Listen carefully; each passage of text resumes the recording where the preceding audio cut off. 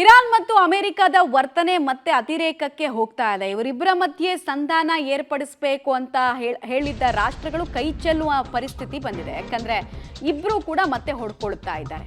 ನಿಮ್ಮನ್ನು ಮುಗಿಸ್ತೀವಿ ಅಂತ ಎರಡೂ ರಾಷ್ಟ್ರಗಳು ವಿಷ ಕಾರ್ತಾ ಇದೆ. ಮೂರನೇ ದಿನ ಕೂಡ ಯುಎಸ್ನ ದಾಳಿ ಇರಾನ್ ಮೇಲೆ ಮುಂದುವರೆದಿದೆ.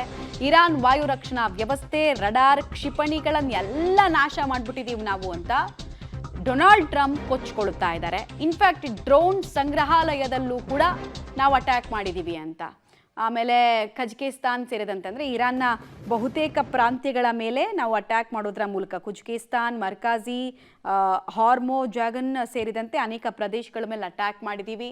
ಪ್ರಮುಖ ಅಸೆಟ್ಗಳನ್ನು ಧ್ವಂಸ ಮಾಡಿದ್ದೀವಿ ಮತ್ತು ಇರಾನ್ನ ಪ್ರತಿರೋಧ ತೋರಿಸುವ ಸಾಮರ್ಥ್ಯವನ್ನು ಕುಗ್ಗಿಸಿದ್ದೀವಿ, ದಾಳಿಯ ಸಾಮರ್ಥ್ಯವನ್ನು ಕುಗ್ಗಿಸಿದ್ದೀವಿ ಅನ್ನೋದು ಅಮೆರಿಕದ ವಾದ. ಡೀಟೇಲ್ಸ್ ಕೊಡ್ತಾರೆ ಶಬೀರ್. ಪ್ರತಿ ಬಾರಿ ಕೂಡ ಇವರು ಏರ್ ಡಿಫೆನ್ಸ್ ಸಿಸ್ಟಮ್ ಬಗ್ಗೆ ಮಾತಾಡಿದಾಗ, ಡ್ರೋನ್ ಸಂಗ್ರಹಾಲಯದ ಬಗ್ಗೆ ಮಾತಾಡಿದಾಗ ಇರಬಹುದೇನೋ ಅಂತ ಅನಿಸ್ತಿತ್ತು. ಬಟ್ ಬರ್ತಾ ಬರ್ತಾ ಇದಾಗದೇ ಇರೋ ಕೆಲಸ ಅನ್ನೋ ರೀತಿನಲ್ಲಿ ಆಗಿದೆ. ಈ ಸಲ ಅಮೆರಿಕ ಹೇಳ್ಕೊಳ್ತಿರೋದೇನು, ವಾಸ್ತವ ಏನು?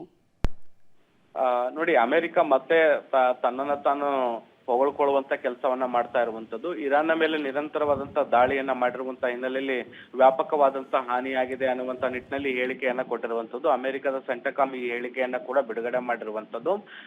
ಈ ಮೊದಲು 90 ಸ್ಥಳಗಳನ್ನ ಗುರಿಯಾಗಿಸ್ಕೊಂಡು ಅದಾದ ಬಳಿಕ 140 ಸ್ಥಳಗಳನ್ನ ಗುರಿಯಾಗಿಸ್ಕೊಂಡು ದಾಳಿಯನ್ನು ನಡೆಸಲಾಗಿತ್ತು. ಇದರಲ್ಲಿ ಬಂದರು ಪ್ರದೇಶಗಳು ಸೇರಿದಂತೆ ಪರಮಾಣು ಮೂಲ ಸೌಕರ್ಯಗಳಿರುವಂತಹ ಪ್ರದೇಶಗಳು ಮತ್ತೆ ಇತರೆ ಪ್ರಮುಖ ಪ್ರದೇಶಗಳನ್ನ ಗುರಿಯಾಗಿಸ್ಕೊಂಡಿದೆ. ಅದರಲ್ಲೂ ಸೇನೆಗೆ ಸಂಬಂಧಪಟ್ಟಂತ ಪ್ರಮುಖ ಪ್ರದೇಶಗಳನ್ನ ಗುರಿಯಾಗಿಸ್ಕೊಂಡು ದಾಳಿ ಮಾಡಿರುವಂತಹ ಹಿನ್ನೆಲೆಯಲ್ಲಿ ಇರಾನ್ಗೆ ಅಪಾರವಾದಂತಹ ನಷ್ಟವಾಗಿದೆ ಅನ್ನುವಂತ ನಿಟ್ಟಿನಲ್ಲಿ ಹೇಳಿಕೆಯನ್ನ ಕೊಟ್ಟಿರುವಂತದ್ದು. ಈ ಬಾರಿ ನಾವು ಸಂಪೂರ್ಣವಾಗಿ ಇರಾನ್ ಅನ್ನ ಮುಗಿಸ್ತೀವಿ ಅನ್ನುವಂತ ನಿಟ್ಟಿನಲ್ಲಿ ಒಂದು ರೀತಿ ಎಚ್ಚರಿಕೆಯನ್ನ ಕೂಡ ಕೊಟ್ಟಿರುವಂತದ್ದು. ಆದ್ರೆ ಪ್ರತಿ ಬಾರಿ ಈ ರೀತಿಯಾದಂತಹ ಹೇಳಿಕೆಗಳನ್ನ ಕೊಟ್ಟಾಗ ಪ್ರತಿರೋಧ ತೋರಿಸುವಂತದ್ದು ಮತ್ತೆ ಪ್ರತಿ ದಾಳಿಯನ್ನ ಮಾಡುವಂತದನ್ನ ಇರಾನ್ ನಿರಂತರವಾಗಿ ಮಾಡ್ತಾ ಬರ್ತಾ ಇರುವಂತದ್ದು. ಈಗಲೂ ಕೂಡ ಅಮೆರಿಕ ಅಂತದ್ದೇ ಹೇಳಿಕೆ ಕೊಟ್ಟರು ಕೂಡ ಇರಾನ್ ಮಧ್ಯಪ್ರಾಚ್ಯದಲ್ಲಿರುವ ದೇಶಗಳನ್ನ ಗುರಿಯಾಗಿಸ್ಕೊಂಡು ಅಮೆರಿಕದ ವಿರುದ್ಧ ಪ್ರತೀಕಾರವನ್ನ ತೀರಿಸಿಕೊಳ್ಳುವಂತ ಕೆಲಸಗಳನ್ನ ಮುಂದುವರೆಸಿದೆ.